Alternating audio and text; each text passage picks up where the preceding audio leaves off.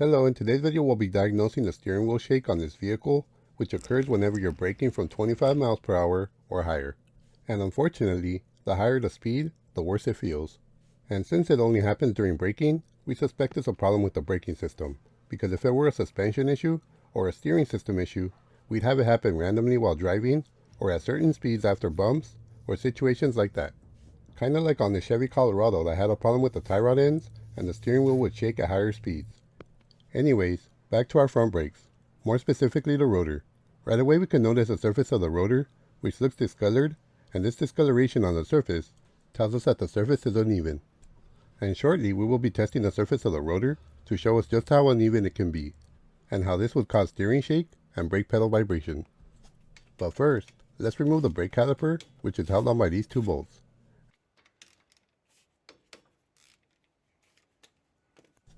Once they're loose, we can remove them by hand and remove the caliper.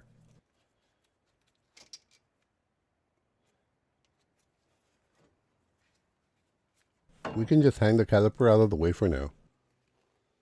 Now for the brake pads. These brake pads can give us an idea of how uneven the brake rotor is by the impressions on the brake pad. And this first brake pad, as you can see, does have some discolorations plus groove lines,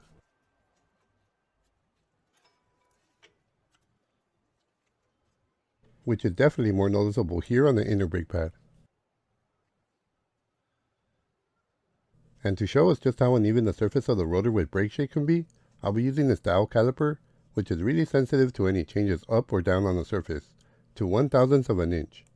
I zeroed out the caliper even with the surface at 90, so any needle movement below 90 is a dip, and any movement above 90 is a high spot. And as you will notice, this needle is moving up and down quite a bit.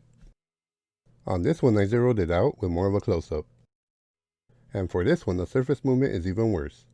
So how this would cause shaking your steering would be, your brake pad is kind of moving with the surface of the rotor as you brake, and this uneven surface causes a vibration which transfers onto the spindle, which then has a tie rod attached, transferring the vibration to your steering.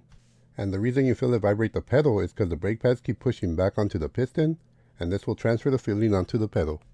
And now that we've verified the issue with the rotor, we'll replace it and do the same test on the new rotor and see what happens with the dial caliper. You could also resurface the rotor, but if the surface is really bad and you don't remove enough material, the surface may still end up being uneven. So to avoid that, I just replace them.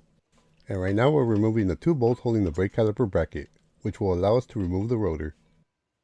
And this rotor has a threaded hole, which allows us to use an 8mm bolt with a 1.25 thread pitch to push off the brake rotor.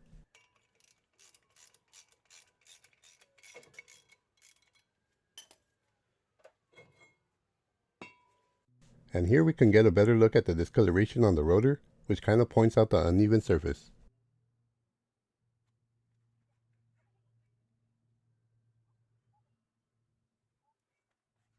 Now on the new rotor, we'll want to clean off any coating they may have using brake cleaner spray and a clean towel.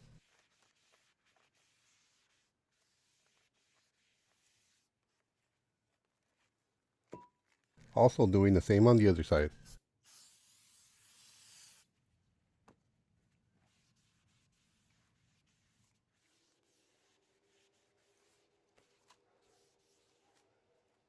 Now we'll want to prepare the brake caliper bracket by either cleaning or replacing the brake hardware.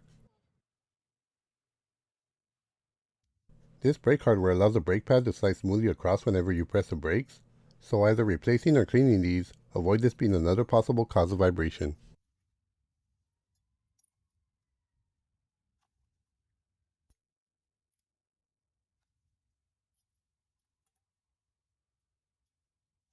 And finally, another possible cause are these guide pins. You'll want to clean them and use brake lubricant to lubricate them so they function properly.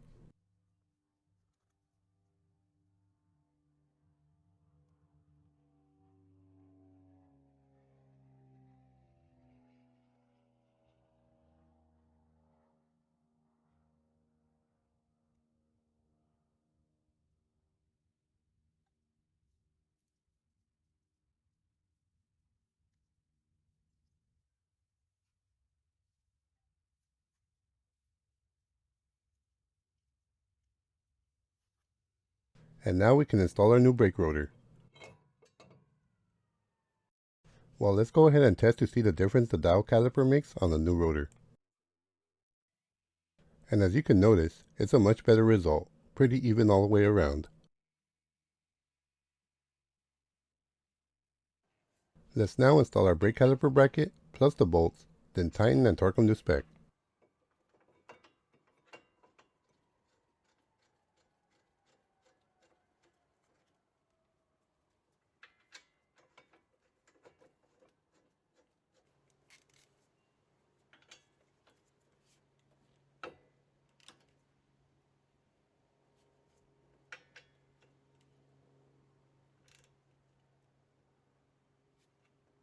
Now for our brake pads, we'll want to use a new set so they break in evenly with the new brake rotor, lubricating all the contact points so they operate smoothly and quietly.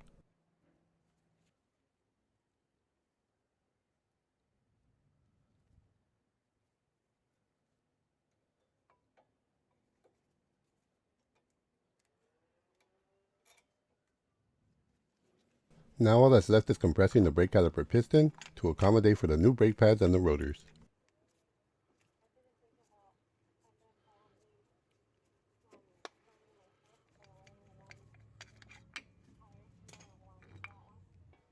Now we can install a brake caliper plus the 2 bolts, then tighten those to spec.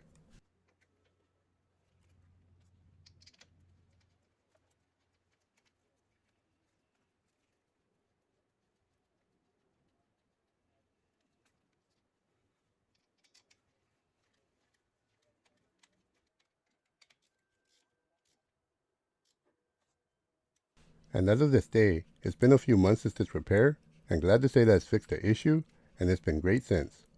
Well, that just about does it for this video. I hope you found it helpful and informative. If so, please click that thumbs up button to support my video and my channel. And please subscribe if you haven't done so.